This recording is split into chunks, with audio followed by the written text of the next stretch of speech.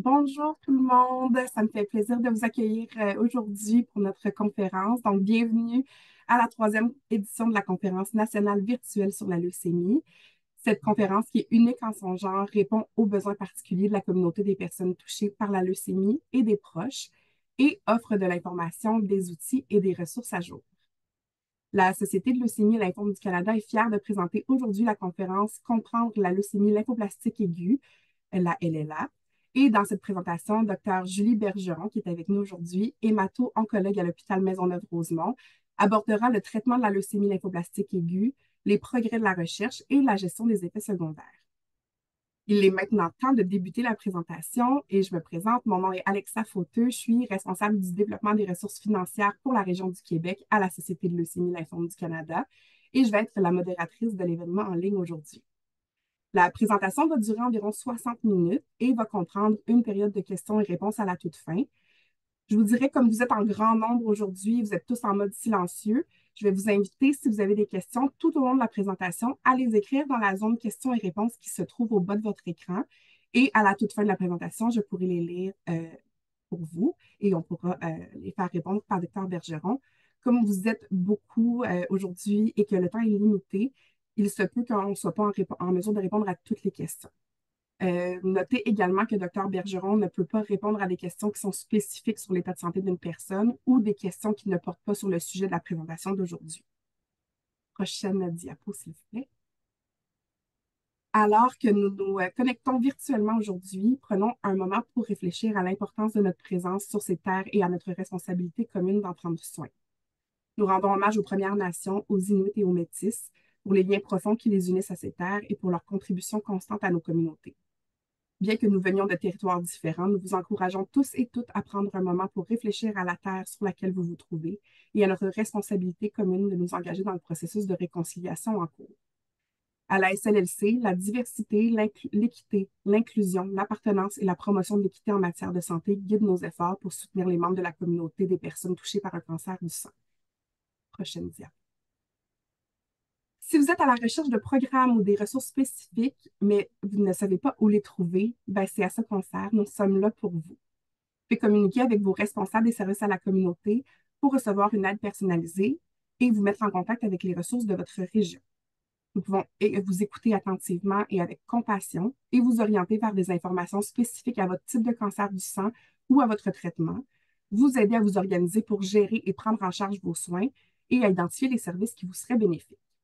Vous pouvez communiquer avec nous en composant le numéro sans frais 1-833-222-4884 ou visiter le site cancerdusang.ca pour trouver la personne responsable des services à la communauté de votre région.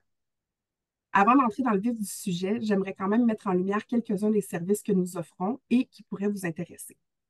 Prochaine diapo. Nous savons que l'annonce d'un diagnostic d'une leucémie lymphoblastique aiguë peut être bouleversante, perturbante et difficile à comprendre.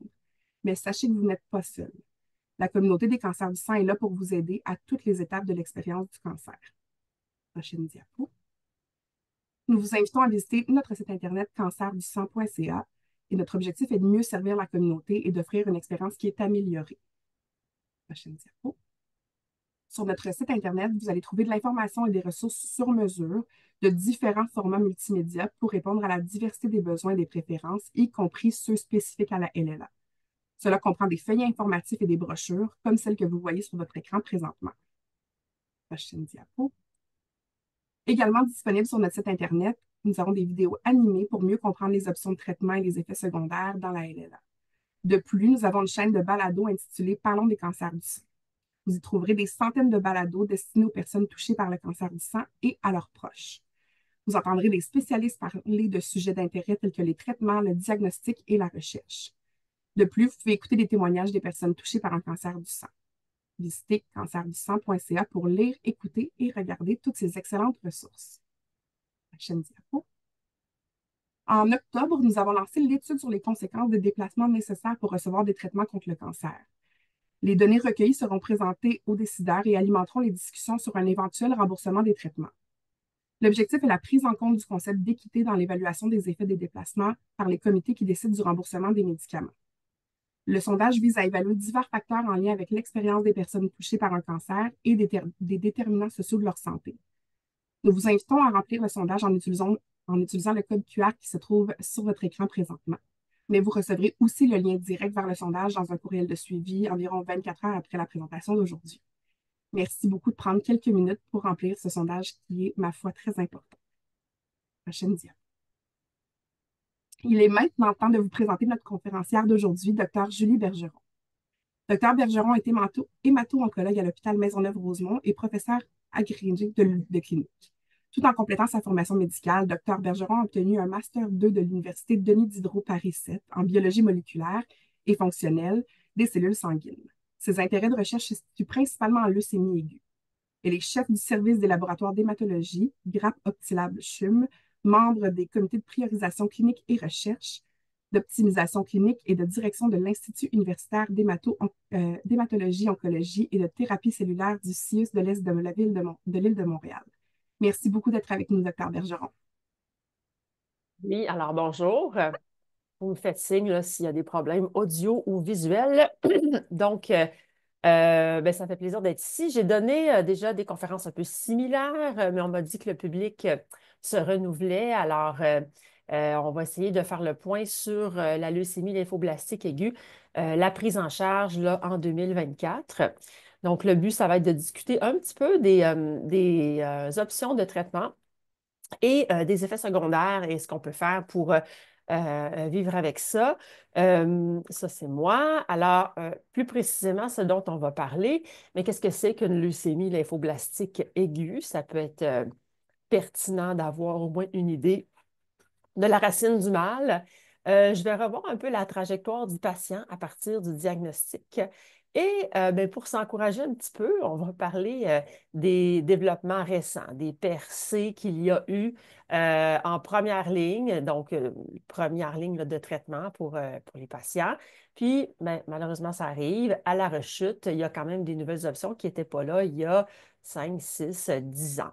Parmi ces percées-là, il y a les protocoles intensifiés, les inhibiteurs des tyrosine kinase pour certains types de leucémie lymphoblastique aiguë, peut-être un anticorps monoclonal en première ligne là, qui s'appelle le blinatumomab. Et en rechute, les nouvelles options, c'est surtout de l'immunothérapie. Hein. Le blina en est une, inotuzumab, un autre anticorps monoclonal. Et on va toucher un petit peu les cellules qu'on appelle CAR-T.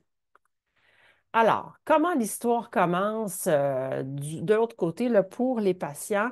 Ben, il peut avoir des symptômes un peu variés qui peuvent être très différents d'une personne à l'autre. Saignement, ecchymose, là, des bleus. Douleur osseuse, mais il n'y en a pas toujours. Fatigue, habituellement, il y a un certain degré de fatigue quand on questionne. Fièvre, alors la fièvre peut être tout à fait bénigne ou peut être assez grave et le patient nous arrive, il est déjà infecté en choc septique et va aller aux soins intensifs directement. Alors, il y a tout un spectre là, dans la présentation possible. Il peut y avoir des atteintes neurologiques dans cette leucémie-là parce que les cellules peuvent aller au système nerveux et là, ben, ça peut donner des symptômes qui éventuellement attirent l'attention, mal de tête, mais aussi troubles visuels, paralysie, vision double, bon, de ce genre de choses. Euh, donc, pour une raison X, Y, Z, et parfois parce que le patient a passé une prise de sang pour des assurances, un bilan annuel, des fois, les patients n'ont pas trop de symptômes, là. Chance ou malchance, on les attrape au vol comme ça sur une FSC, une formule sanguine complète, qui, lorsqu'elle passe dans les machines et sous les yeux des techniciens au laboratoire d'hémato, mais là, on va s'apercevoir qu'il y a vraiment un problème. On va voir au frottis, classiquement, des blastes, donc des cellules leucémiques. Et là, il y a un téléphone qui va se faire et on va essayer de rattraper ce patient-là pour le faire venir à l'hôpital. Alors, là, si à partir du moment où on suspecte un diagnostic de leucémie aiguë, ben, on va aller voir dans la moelle osseuse, vous voyez le petit squelette qui est là. Donc, la moelle osseuse, bon, on va planter une aiguille, là, un trocar, vous voyez le dessin ici, dans un os du bassin, ou classiquement aussi, on peut aller au niveau du sternum, là, chez l'adulte, et on va aspirer le liquide à l'intérieur de l'os, qui est la moelle osseuse, pas la moelle épinière. Donc, la moelle osseuse qui est fabriquée, oui, dans les os. C'est là que sont les cellules souches qui donnent des cellules plus avancées dans leur différenciation. Puis rapidement, on va regarder ces cellules-là sous le microscope après les avoir colorées. Et puis, ben, dans le cas de Nelella, ben, on va voir des lymphoblastes que vous avez ici sur la photo. Ça aurait pu être une leucémie myéloïde aiguë. Ça, on ne le sait pas, là, juste à regarder le patient. Il faut faire des analyses plus poussées. Donc, on ne parlera pas aujourd'hui des autres leucémies qui sont la leucémie myéloïde chronique, la leucémie lymphoïde chronique. Ce sont vraiment d'autres maladies dont moi, je ne parlerai pas en tout cas. Euh, de même que la leucémie myélomonocytaire chronique ou la tricholeucémie. Là, on parle vraiment des leucémies aiguës. Et dans la leucémie aiguë, bien, il y en a deux sortes, là, la leucémie myéloïde aiguë puis la leucémie lymphoblastique aiguë. Donc, la lymphoblastique aiguë, c'est quoi un blast?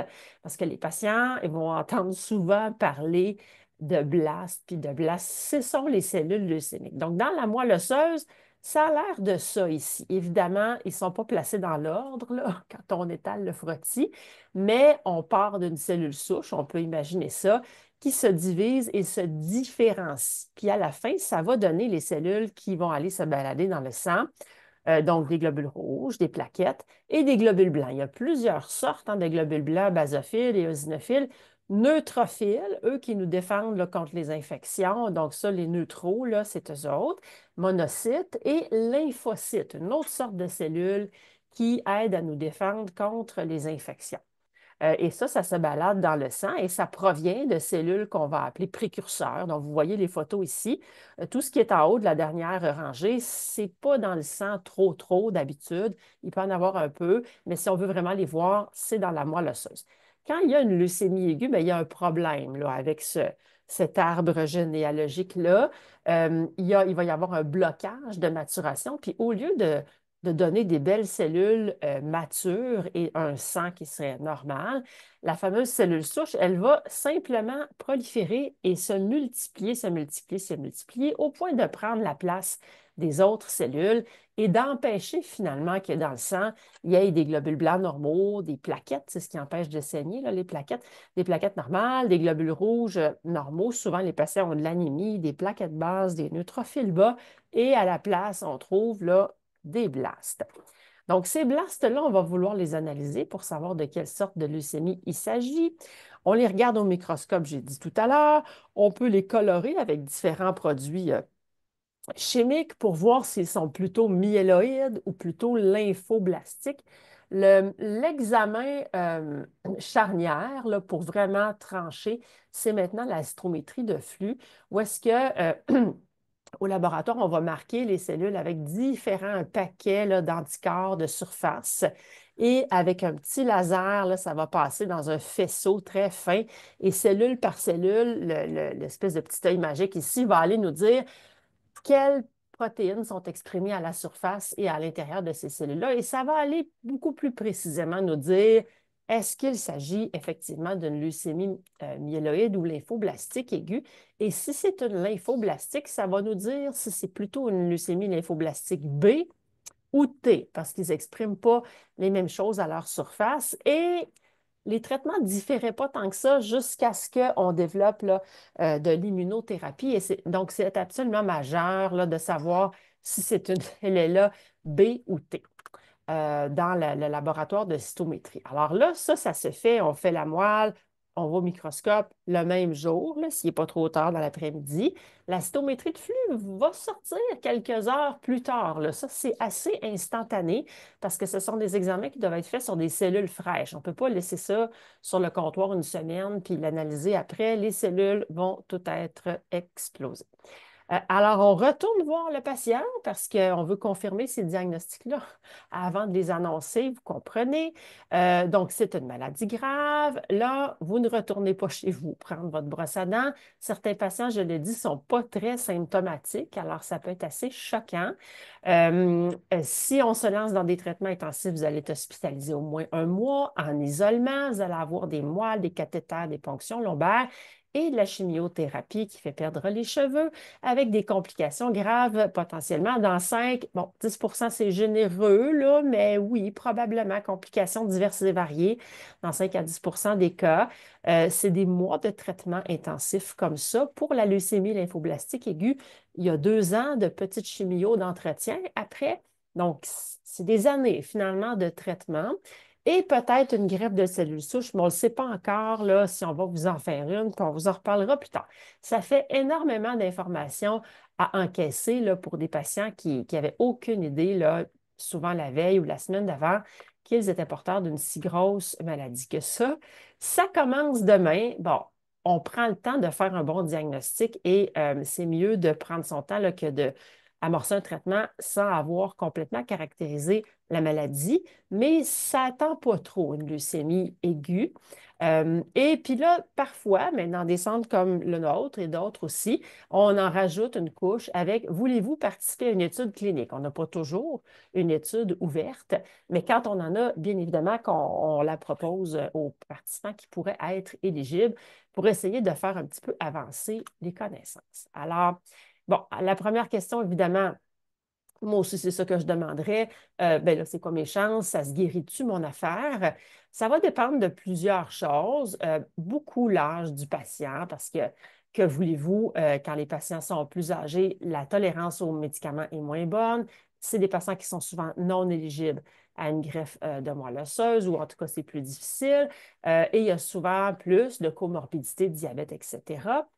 Leucocytose, ça, c'est le niveau de blast dans le sang. Ça reste un facteur pronostic dans certaines leucémies aiguës, les B surtout. Là, si c'est très élevé, c'est moins bon.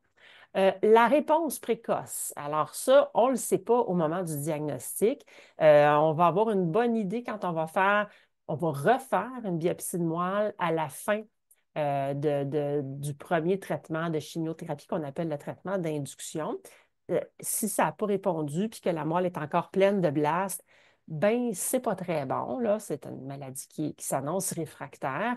Mais ça, on ne le sait pas là, au moment où on fait l'annonce du diagnostic. Et l'autre gros facteur pronostic qui va vraiment être déterminant pour le reste de la trajectoire, c'est la cytogénétique, les chromosomes, les gènes, pas ceux avec lesquels on est né, mais ceux dans les cellules leucémiques qui ne sont pas normaux, hein. C'est pour ça que la cellule souche a déraillé puis a fait une leucémie au lieu de faire des cellules normales. Alors, on va aller étudier ça. Ça, c'est l'autre laboratoire qui est en train de travailler une fois qu'on a fait le diagnostic là, avec la cytométrie de flux et la morphologie.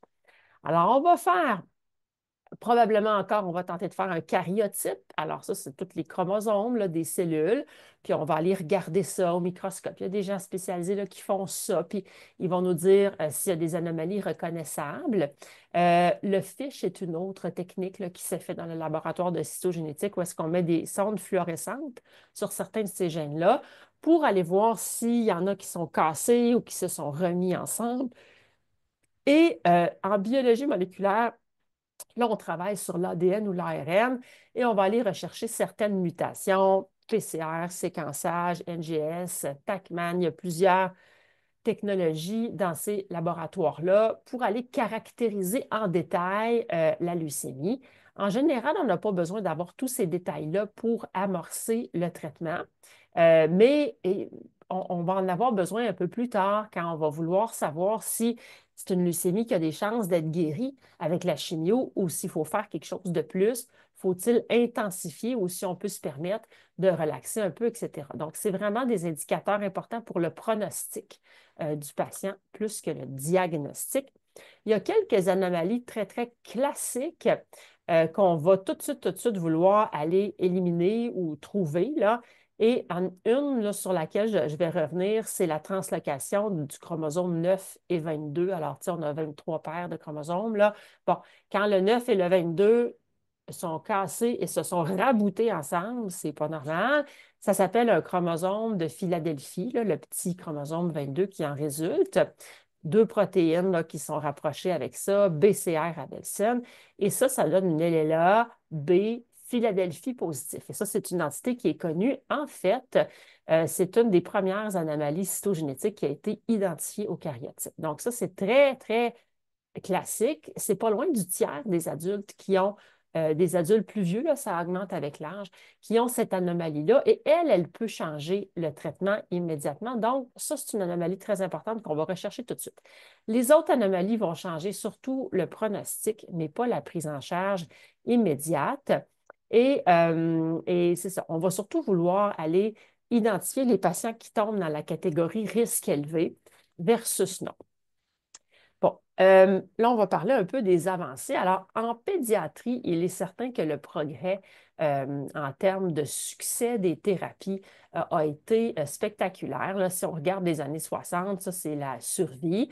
Bien, il y avait un 10% peut-être là, d'enfants qui survivaient à leur leucémie.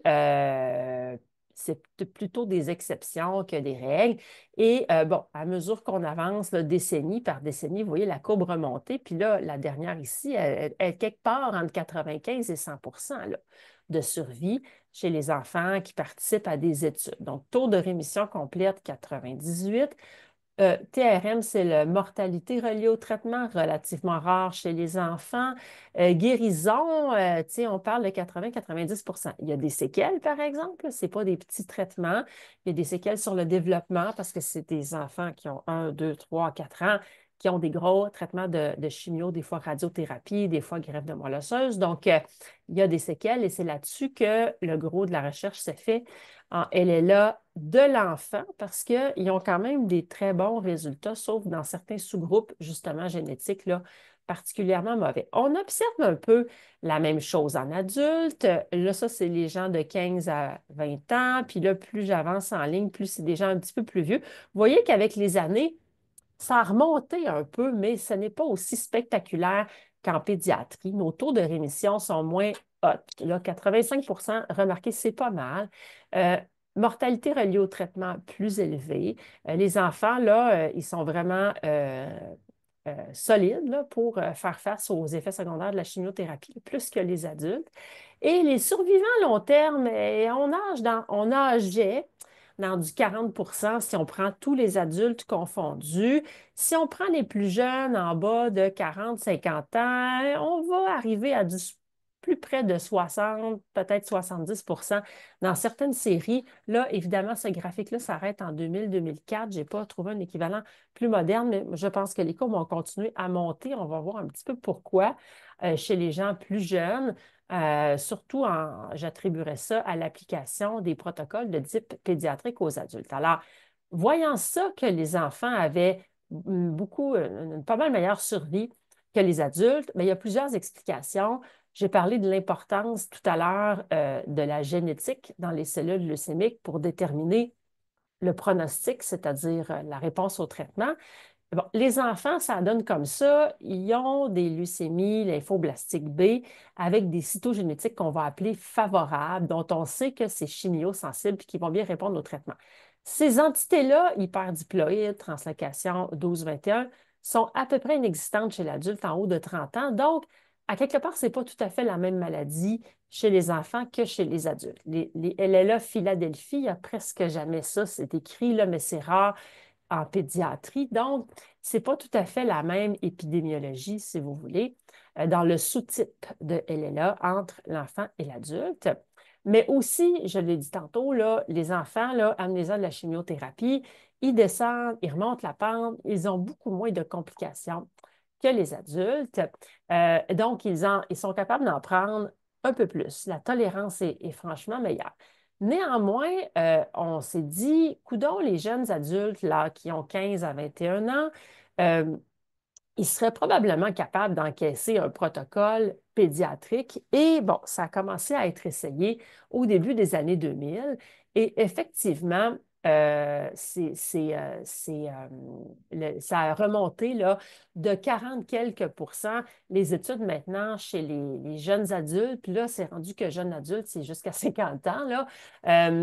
Ça donne des survies à long terme qui avoisinent plus les 60, même voire 70% dans certaines cohortes, quand quelqu'un est capable, un adulte est capable d'encaisser un protocole dit pédiatrique, donc qui est plus intense.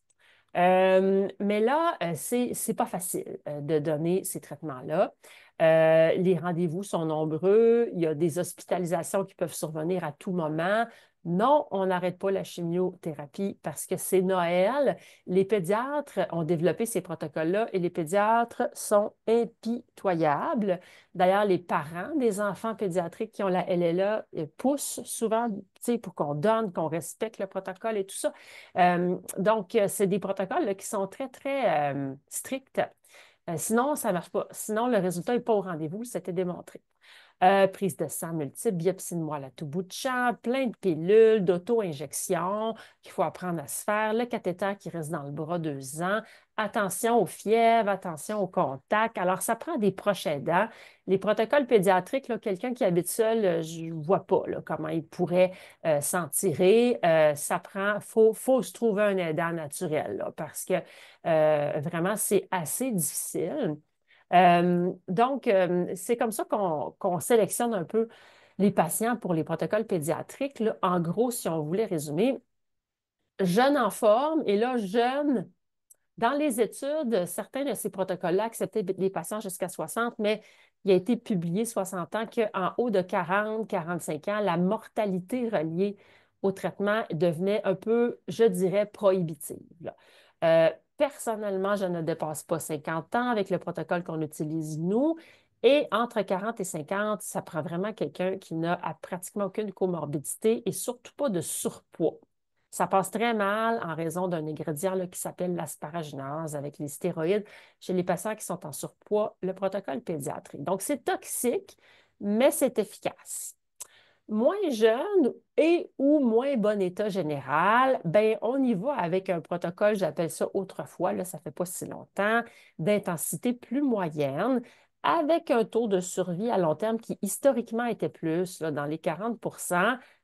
Alors, c'est des fois des patients qu'on va essayer d'amener à la greffe de moelle. Il y a des avancées dans cette catégorie de patients-là là, avec l'immunothérapie et possiblement là, que les statistiques là, vont fortement s'améliorer dans cette catégorie de patients-là, quand même capables d'avoir une chimiothérapie digne de ce nom, mais pas de là à se risquer dans un protocole pédiatrique. BCR Abelson positif, ça c'est notre LLA Philadelphie positif là, de tout à l'heure. Alors là, c'est une chimio avec un médicament par la bouche. Oui, je suis en train de donner une conférence. Bon. Avec un médicament par la bouche qui va nous permettre de ne pas arroser le patient d'une chimiothérapie extrêmement décapante.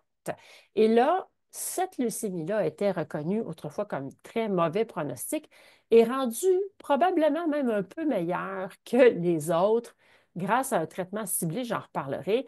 Et il y a des patients qui, on sait d'emblée qu'on ne les guérira pas parce qu'ils ne pourront jamais prendre là, une chimiothérapie à visée curative. C'est trop intense. Donc, est-ce qu'on greffe ces patients-là? Ces patients-là sont dirigés par la suite vers une transplantation de cellules hématopoïétiques.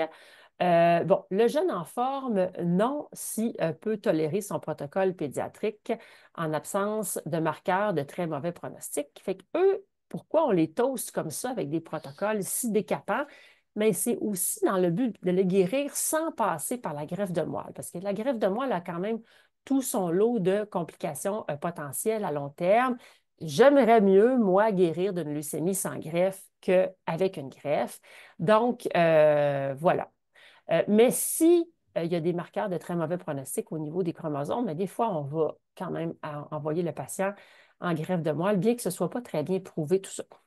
Moins jeune, mais bon état général, oui, c'est une catégorie de patients que jusqu'à maintenant, on orientait vers une greffe de cellules souches hématopoïétiques en première émission. La fameuse Philadelphie, en général, oui, mais c'est vraiment en train de devenir controversé parce que je vous ai dit tantôt, le pronostic de cette entité-là s'améliore à vue d'œil. Bon, palliatif, traitement de support, bien sûr qu'on ne peut pas imaginer si on a orienté le patient en traitement de support d'emblée qu'il va recevoir une greffe de moelle osseuse. Là, ce ne sont pas des candidats. Bon, c'est quoi jeune? J'ai dit tantôt, là, 40-50 ans, à trier sur le volet. En bas de 40, ça va, à moins qu'ils aient des comorbidités là, sérieuses. Qu'est-ce que je veux dire par en forme? Bien, on vérifie la fonction cardiaque, pulmonaire et les comorbidités générales, dont l'obésité qui, spécifiquement avec ces protocoles-là, ne fait pas bon ménage parce que pour être efficaces, les protocoles dits pédiatriques doivent être reçus, pas juste être prescrits, mais doivent vraiment être donnés avec respect de la dose intensité, d'où l'absence de congé à Noël pour ces patients-là. Je vous mets ici, ce n'est pas pour l'apprendre par cœur, mais le protocole dit pédiatrique qu'on utilise ici, ça se ressemble un peu tous. Il y a plusieurs protocoles possibles, mais vous voyez la quantité d'ingrédients qu'on mélange, là. Ce sont vraiment des polychimiothérapies intensives et chacun de ces agents-là a ses effets secondaires propres. Le premier mois, typiquement, les patients sont hospitalisés et c'est long. Et là, s'ils sont en rémission, mais après ça, le reste de la chimio va viser à garder la rémission et non pas l'obtenir. Ça se fait en externe avec évidemment des hospitalisations à gauche et à droite s'il survient des problèmes, de la fièvre, une infection, quoi que ce soit. Euh, Ça nécessite pas juste un docteur, là. Les infirmières pivots sont absolument cruciales là-dedans pour coacher les patients qui repartent chez eux avec un paquet de pilules. Il ne faut pas qu'ils se trompent.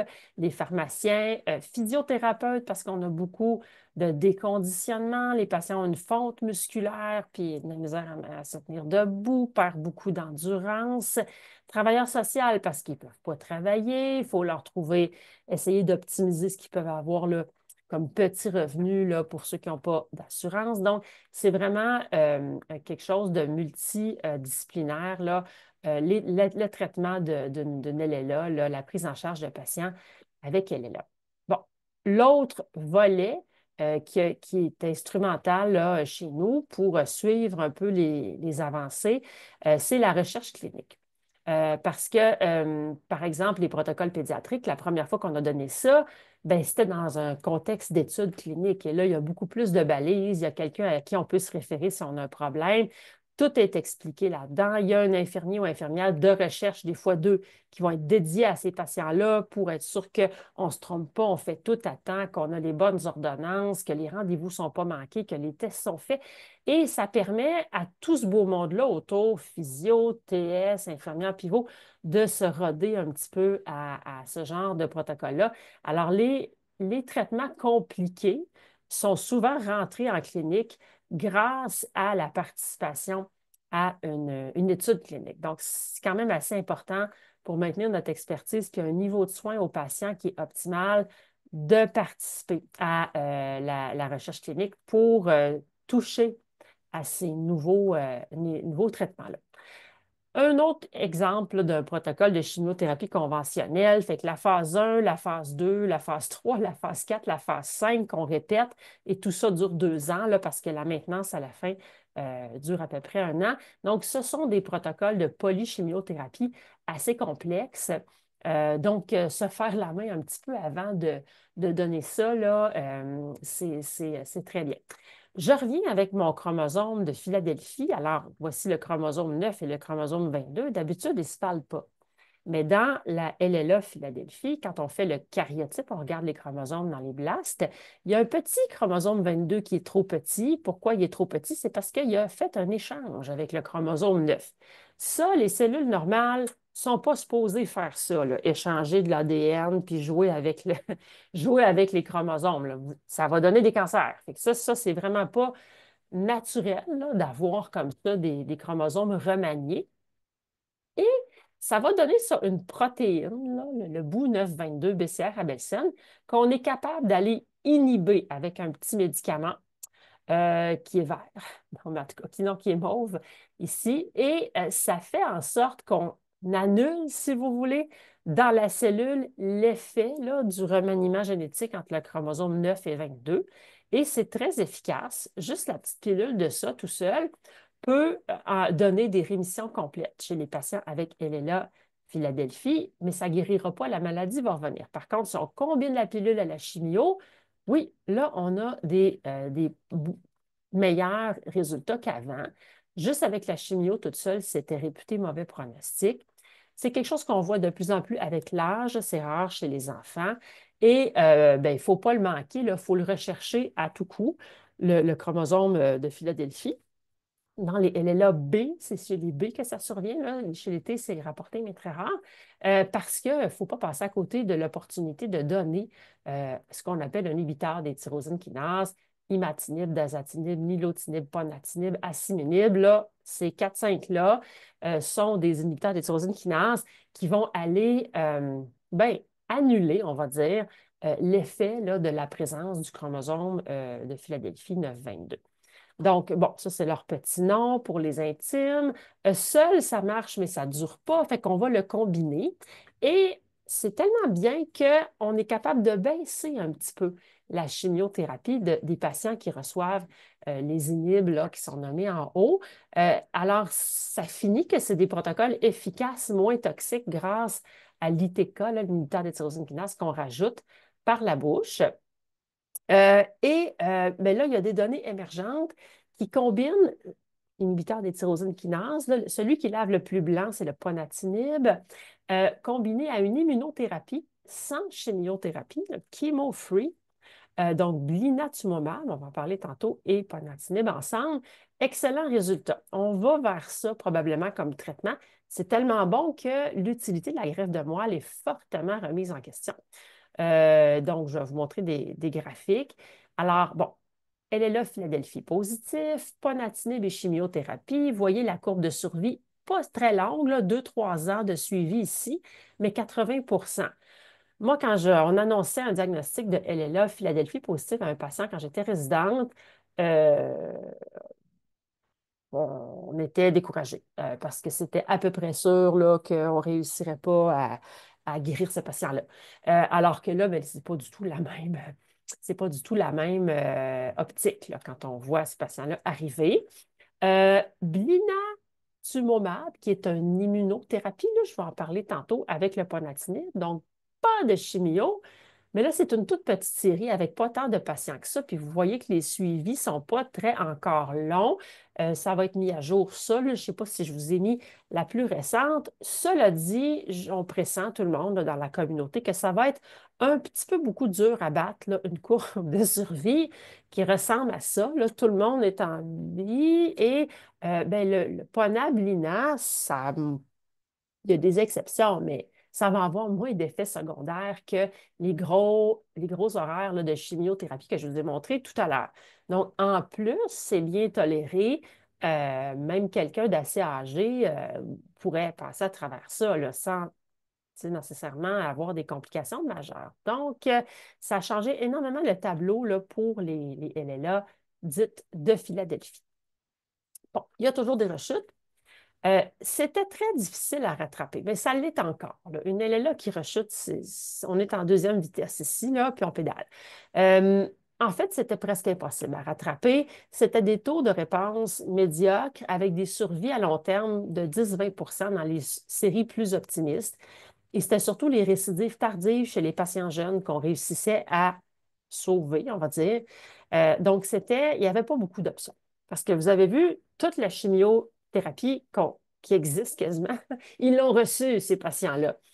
Donc, c'est pas facile là, de se creuser la tête pour trouver un protocole auquel ils vont répondre alors qu'ils n'ont pas répondu au premier. Et c'est là que les nouveaux traitements font vraiment la différence. Mais ça, ce n'est que pour les leucémies aiguës lymphoblastiques B, qui sont la majorité, mais pour les T, on n'a pas de nouveaux traitements là, commercialement disponibles d'immunothérapie. Mm. Il y a de la recherche qui se fait, mais il y a rien là, qui est sur le bord vraiment d'être disponible au dépanneur près de chez vous. Donc, nos trois amis ici, là, c'est le blinatumomab, l'inotuzumab et un petit peu les CAR-T. Je vais vous expliquer ce que c'est. Le blinatumomab, c'est la petite affaire verte et rouge là, qui est là. C'est un genre d'anticorps qu'on appelle BET qui va aller d'un côté agripper le lymphocyte normal du patient qui défend contre les infections et le blast, là, la cellule leucémique anormale qui à sa surface exprime là, pour les B le CD19, une protéine en surface. Et là, il va dire au lymphocyte, tue la cellule, s'il te plaît. il va comme faire croire au lymphocyte que c'est une infection, puis le lymphocyte va s'activer. Alors, c'est assez élégant. Ça ne vit pas longtemps dans le sang, ce médicament-là. Donc, c'est une perfusion continue de 28 jours, 24 heures sur 24. Les patients partent avec une petite pompe, là, puis ça coule là, en continu. Donc, c'est un peu de trouble à donner. Il faut qu'ils viennent changer le sac. Puis là, des fois, la pompe sonne à la maison. Qu'est-ce que je fais? Puis il ne faut pas que ça s'arrête.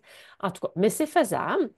Et encore une étude à laquelle on avait participé, parce que ça prend beaucoup de coordination entre le nursing et la pharmacie et le patient pour changer les sacs sans pause entre la perfusion puis tout ça, documenter les heures d'arrêt et de début pour que la dose totale soit donnée. Donc, on avait participé à l'étude, le Tower, justement, qui avait comparé pour des patients en rechute LLA-B, Philadelphie négatif, chimio là, conventionnel versus blinatumomab. Et le blina s'en sortait mieux.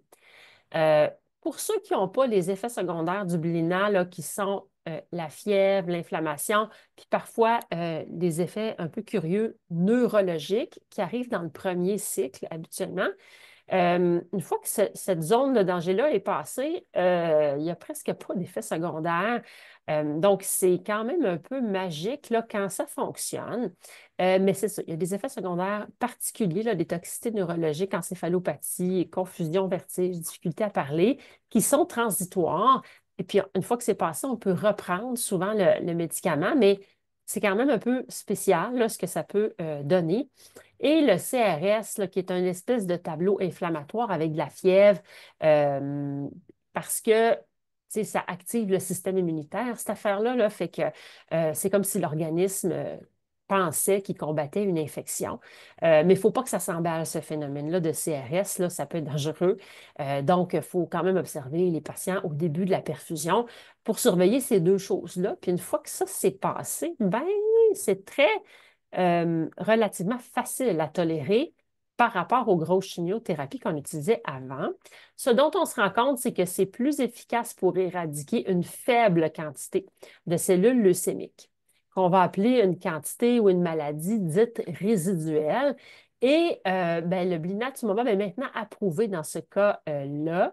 Ça, ce serait le cas d'un patient qui est en rémission. Quand on dit rémission, nous, ce qu'on veut dire, c'est que quand on regarde la moelle au microscope, la moelle osseuse, il y a moins de 5 de cellules leucémiques dans la moelle. Mais des fois, il y a ça, mais quand on regarde en cytométrie de flux, en biologie moléculaire, on regarde par des techniques plus poussées, on en détecte encore. On va détecter une cellule sur 1000, une cellule sur 10 000. Les techniques sont assez profondes maintenant. Et ça, on appelle ça rémission hématologique, mais maladie résiduelle détectable persistante.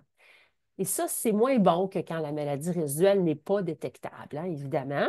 Et ça annonce que, ben, il y a des risques de rechute et on peut dégainer le blinatumomab dans cette situation-là. Et là, c'est quelque chose comme 80 78 là, d'efficacité pour éradiquer la petite maladie qu'on appelle résiduelle. C'est là que le médicament est probablement le mieux utilisé.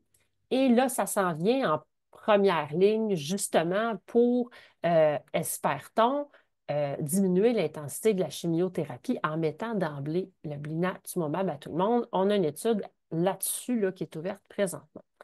L'autre nouveau agent d'immunothérapie, nouvel agent, c'est l'inotuzumab. Alors ça, c'est un anti-CD22. Là, le blina, c'était CD19, là, c'est CD22. Bon, qui est couplé, lui, pas à une autre partie qui attrape un lymphocyte, mais à un produit chimique là, qui s'appelle la calichéamycine. Ça, c'est plus facile à donner une fois par semaine, 3 semaines sur 4. Il ne faut pas donner trop parce que ça a des toxicités sur le foie. Le 6 cycles, c'est rare qu'on va là. J'ai vu plus 2 à 4.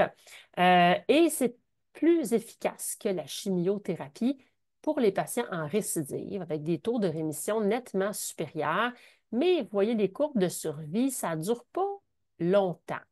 On s'en sert beaucoup pour avoir une rémission, pour rendre quelqu'un éligible à la greffe de moelle osseuse, mais là, il faut faire attention aux toxicités sur le foie parce que ça va être cumulatif, l'inotuzumab plus la greffe. Mais c'est quand même des agents qui ont, tous les deux ont fait leur preuve comme étant plus efficaces que la chimio d'antan et un dans l'autre, je dirais, dans les deux cas, moins toxiques que la polychimiothérapie qu'on utilisait avant.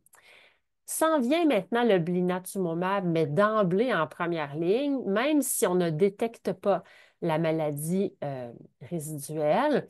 Et là, on a encore participé à une étude là-dessus. Les patients qui, puis c'était des patients de 30 à 54 ans, donc pas des jeunes tant que ça, là, c'était adultes, adultes. Euh, voyez la courbe en orange là, qui a donné des excellents résultats avec une chimiothérapie de type non pédiatrique, donc un petit peu moins décapante, et du blinatumomab d'emblée chez les patients qui n'avaient pas de maladie résiduelle détectable après un ou deux cycles de traitement, donc déjà des bons joueurs, mais avec blina, sans blina, voyez la courbe. Donc, je pense que là, ça s'en vient, on a vraiment gagné quelque chose. Jusqu'à quel point va-t-on pouvoir diminuer l'intensité de la chimio qu'on donne à l'induction en ajoutant le blinage? Je ne sais pas, mais j'ai bon espoir de voir ça comme un nouveau standard de traitement maintenant, l'ajout là, du blinatumomab chez toutes les LLA-B. On a une étude actuellement qui est ouverte, là, qui compare justement la chimio conventionnelle à la chimiothérapie atténuée avec le blinatumomab d'emblée. Cette étude-là concerne les patients de 40 ans et plus avec d'autres maladies, des comorbidités ou 55 ans et plus. Donc, il est en train de se faire, je pense, on verra quand l'étude sera, on aura des résultats, mais il y a une promesse de faire des progrès là, dans la tranche de patients qui autrefois étaient plus ou moins éligibles à un protocole de traitement à visée curative sans greffe de moelle. Et là, on arrive au CAR T-cell. Alors, c'est quoi ça? Les CAR T-cells, ce sont des lymphocytes, donc des cellules normales là, du système immunitaire. T, lymphocytes T, pas des B, des T. Bon, qu'on prend chez un patient, qu'on va aller transformer. Alors, on fait une collecte de ces cellules-là. Là, on les passe dans une machine de Férès qui ressemble un peu à une machine de dialyse. On ramasse les lymphocytes. Ça s'en va dans une usine là, aux États-Unis. Ils fabriquent un T, un lymphocyte du patient qui est réorienté pour s'attaquer à la tumeur, au CD19, encore la protéine de surface. Et là, c'est réinfusé au patient. Fait que c'est quand même toute une gymnastique et beaucoup de coûts de faire ça, mais c'est maintenant commercialement disponible. Et après ça, il n'y a pas de chimio, là. Il y a un petit peu de chimio avant de transfuser les CAR-T, mais c'est rien là, par rapport à ce qu'on faisait avant. C'est juste pour leur permettre de s'installer. Et finalement, c'est un médicament qui est une cellule. Et ce CAR-T-là, reprogrammé, va aller trouver les cellules porteuses du CD19. Dans les LLAB, quasiment tout le temps, ils expriment le CD19 à la surface pour aller les détruire. Fait que c'est un médicament vivant, finalement, qui est cellulaire. Et à chaque fois, ce sont les propres lymphocytes du patient qui ont été manufacturés, d'où le coût. Donc, ça ne se fait pas sur le coin d'un comptoir, ça prend un laboratoire de thérapie cellulaire, on parle de cellules modifiées génétiquement qu'on redonne aux patients. Il y a pas mal de logistique là-dedans, l'aphérèse, la thérapie cellulaire, hospitaliser le patient pour lui redonner. Il faut qu'on le garde en santé pendant qu'il attend la manufacture de ces cellules. Mais il y a deux produits en LLAB, toujours les B, qui sont commercialement disponibles au Canada. Vous voyez les coûts. Puis ça ne compte pas l'hospitalisation puis les soins, c'est juste le coût du petit sac là, qui contient les lymphocytes, dont le tisagent l'éclucel ou le Kymriah pour les patients en bas de 25 ans, parce que c'est dans cette tranche d'âge-là que ça a été étudié, et le brexucabtagène qui est pour les patients adultes, donc 18 ans et plus. Et est-ce que ça fonctionne? Oui. Les taux de rémission complète chez des patients, dans les études, c'était des patients qui avaient eu 2, 3 lignes de chimiothérapie, des fois plus. Donc, vraiment des cas qui n'avaient, entre vous et moi, aucune chance là, de s'en sortir avec les traitements qui étaient commercialisés à ce moment-là. Donc, oui, c'est du jamais vu. Bon, la rémission, c'est une chose, mais encore faut-il la garder. Sont-ils guéris? C'est à suivre parce que c'est une littérature jeune, mais probablement que certains, oui. Dans la cohorte pédiatrique qui ont reçu le tisagent l'éclucel, la courbe a l'air de se stabiliser. Puis il y a à peu près presque là, la moitié des patients qui ont reçu le produit qui semblent être en rémission durable, alors je pense que leur survie sans ça aurait été zéro, là. Moins clair pour l'autre produit, Brexucel, si on donne pas de greffe de moelle par la suite, est-ce que c'est suffisant pour garder des rémissions à long terme? On n'est pas encore, on est moins convaincu. On ne sait pas trop si on doit greffer ces patients-là après qu'ils aient reçu leur CAR-T. Ça, c'est la courbe de durée de rémission ici. Fait que ça se stabilise vaguement à peu près à 50 pour les enfants là, qui ont reçu le petit agent l'éclucelle. C'est la courbe, ça, pour le brexucaptagène, donc les patients adultes. Il n'y a pas un aussi beau plateau de genre guérison après. Euh, mais bon, il va-tu y rester quelques 20 de chanceux là, qui vont être guéris après avoir reçu cette variété commerciale-là de corticelle? Je ne le sais pas. Mais chose certaine, pour induire une rémission, c'est très, très efficace. On a les mêmes effets secondaires qu'avec le blinatumomab dont je parlais tout à l'heure, neurologique et inflammatoire. Donc, ça aussi, ça prend tout un entraînement au centre qui les donne pour reconnaître et traiter, pas juste le docteur, là, les infirmiers, infirmières, l'équipe de neurologie, l'équipe des soins intensifs, les urgentologues qui vont recevoir ces patients-là là, la fin de semaine, n'importe quelle heure de la nuit. Donc, c'est un peu une nouvelle médecine, là, ces CAR T-cells-là, avec des effets secondaires propres pour lesquels il faut éduquer, bien sûr, les patients, leurs proches, mais toute l'équipe médicale, paramédicale, là. C'est quoi ça, des CAR T? Ben, il faut le savoir là, dans un hôpital qui en administre, parce qu'il y a plusieurs particularités. Donc, ouais, fièvre, hypotension, problèmes pulmonaires, ces patients-là sont hospitalisés là, pour la LLA. La moitié des patients vont aux soins intensifs après avoir reçu les CAR-T en LLA. Euh, Puis il y a des toxicités neurologiques qui peuvent être impressionnantes. Ça peut se voir avec le blinatumomab, ça, mais le blina, on a juste arrêté la perfusion là, si ça ne va pas bien. Le CAR-T, il est donné, là, on ne peut pas l'enlever. Fait que ça peut être plus rough, les complications.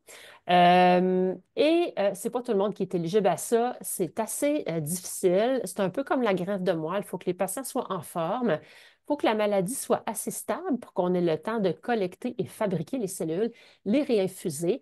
Et parfois, on collecte les cellules, on les envoie se faire fabriquer, mais ça ne fonctionne pas parce que les patients ont eu trop de chimiothérapie ou peu importe, il y a une immunoparésie, les cellules ne vont pas bien en culture et ben, ils nous écrivent pour nous dire qu'il y a un échec là, de manufacture. Donc, c'est pas, il y a quand même quelques risques d'écueil, mais c'est quand même une petite révolution en soi. Donc, ben, l'approche en leucémie lymphoblastique aiguë est de plus en plus personnalisée, hein. On va s'adapter à l'âge, aux comorbidités, aux diagnostics, aux anomalies moléculaires spécifiques là, de chaque patient. Il y a des nouveaux agents qui constituent une percée réelle dans le contexte de rechute et qui sont très prometteurs en première ligne, à la fois pour augmenter l'efficacité, mais aussi pour diminuer la toxicité de nos traitements. Faire les deux en même temps, ce serait vraiment l'idéal. Et ben, il reste encore des questions auxquelles on n'a pas tout à fait de réponse quant à la dose optimale et la façon de combiner ces agents-là qui soient optimales. Ben, un bon diagnostic, une bonne prise en charge et un bon suivi reposent en grande partie sur les laboratoires qui doivent être robustes et adaptés aux besoins cliniques. Pas beaucoup de financement ces temps-ci. Et à la recherche clinique là, qui nous permet d'apprivoiser ces nouveaux traitements-là et puis de les donner après ça de façon commerciale, mais en toute sécurité au plus grand nombre de patients possible. Et ce ne serait pas possible, ça, sans les équipes de recherche. Évidemment, aussi les participants qui acceptent de se lancer là, dans une étude clinique alors qu'ils ont une maladie qui menace leur vie. Donc, merci en passant à ces gens-là et leurs proches aidants. Question. Merci beaucoup, Dr. Bergeron, pour cette présentation vraiment super intéressante. C'est le temps, comme on avait dit au départ, de poser vos questions. Donc, si vous voulez inscrire vos questions dans la boîte de questions-réponses qui se trouve en bas de votre écran, c'est le moment. Je vous laisse un petit moment pour les inscrire, puis on pourra les lire à voix haute à Dr. Bergeron. Un petit rappel, comme vous participez en grand nombre et que le temps est assez limité, Il se peut qu'on ne soit pas en mesure de répondre à toutes les questions et notez évidemment que Dr Bergeron ne peut pas répondre à des questions qui sont spécifiques sur l'état de santé de chaque personne ou des questions qui ne portent pas sur le sujet de la présentation d'aujourd'hui. Donc, je vous laisse un petit moment pour écrire vos questions, puis j'en ai déjà une ici que je peux vous poser à Dr Bergeron. Donc, je sais que vous avez parlé quand même beaucoup là, du CAR-T. Est-ce que le traitement CAR-T va remplacer la greffe de cellules souches dans le futur? Alors, là, dans le futur, je ne sais pas, je vais être obligée de donner juste mon opinion.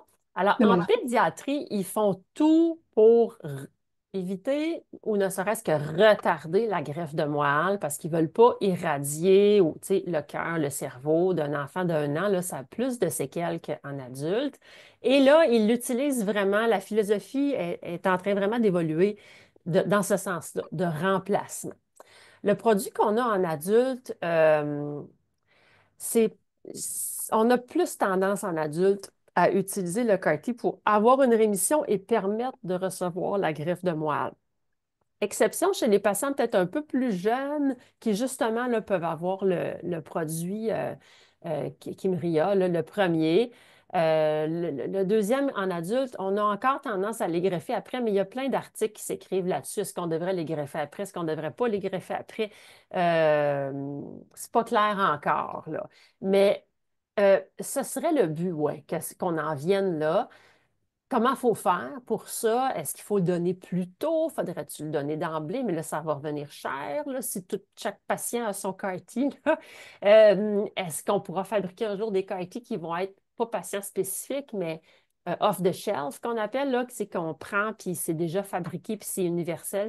Là, on ne fait pas ça, ça serait rejeté instantanément si ce n'est pas des globules blancs de la personne.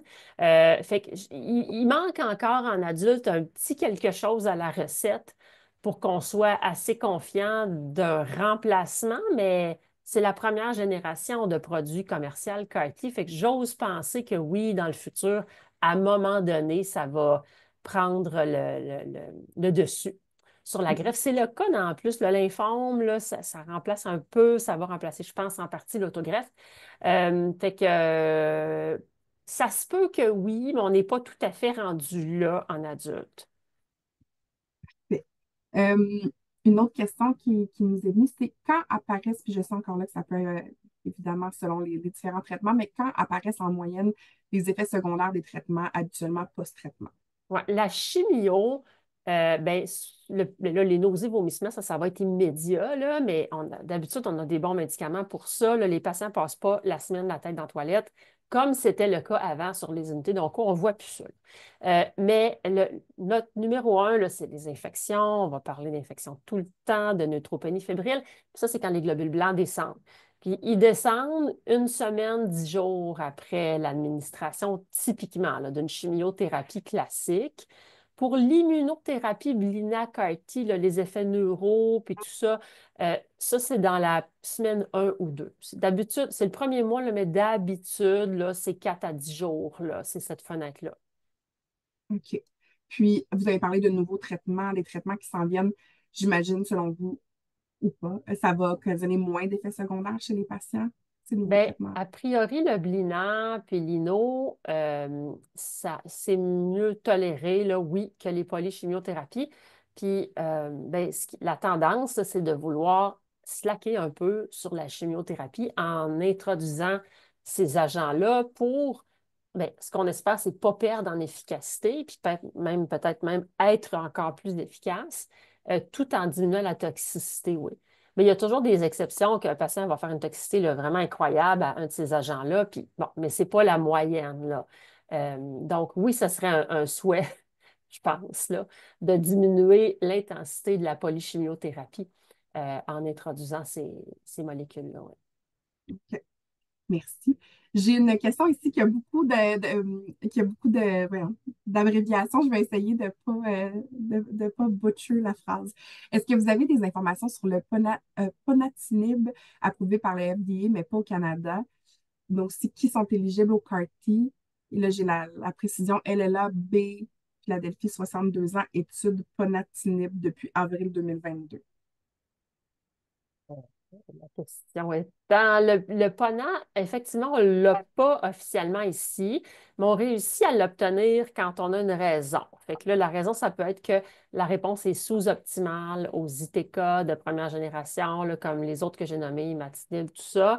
Ça peut être où il y a une intolérance, le problème de foie, de rein, je ne sais pas. Des fois, on trouve une raison là, pour l'obtenir, là. Fait que c'est sûr qu'on ne l'a pas tout de suite, là, mais des fois, on est capable de se rendre au Panatinib si la réponse n'est pas A1 là, au premier ITK qu'on a choisi. Après ça, je ne suis pas sûre pour la question. Là, les CAR-T, c'est qui est éligible, c'était ça?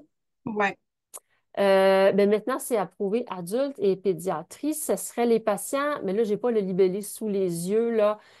Il faut qu'ils soient en rechute relativement, en rechute, ouais, pour le Brexu, c'est pas mal toutes elle est là en rechute, le B, B.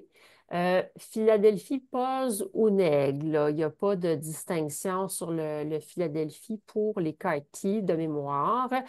Pour le Kymria, il faut que ce soit une rechute précoce, une deuxième rechute ou une rechute après la greffe. Là, il y a un petit peu plus là, de critères. Euh, ouais. Mais c'est ça, le libellé exact de l'éligibilité, parce que, tu sais, il check ça là, au prix que ça coûte. Il est sur l'Internet, là, vous pouvez le trouver sur le site de l'INES, là, INESSS. C'est eux qui formulent les libellés exacts là, d'indication de remboursement. Merci beaucoup. Puis merci à tous ceux qui ont soumis des questions dans la zone questions-réponses. Je sais qu'il y a aussi quelques questions auxquelles ma collègue Pascal est en train de répondre directement. Mais merci infiniment. Puis merci, Dr. Bergeron, d'avoir pris le temps de répondre à ces questions-là. C'est vraiment apprécié. Donc, prochaine diapo, s'il vous plaît. Non, c'est moi qui fais ça. Oui. Oui, ça sera. Il y en a juste Oui. quelques-uns. Donc, avant de terminer aujourd'hui, j'aimerais simplement vous rappeler nos prochaines conférences de cette semaine. Donc, il nous reste deux conférences, toutes deux demain.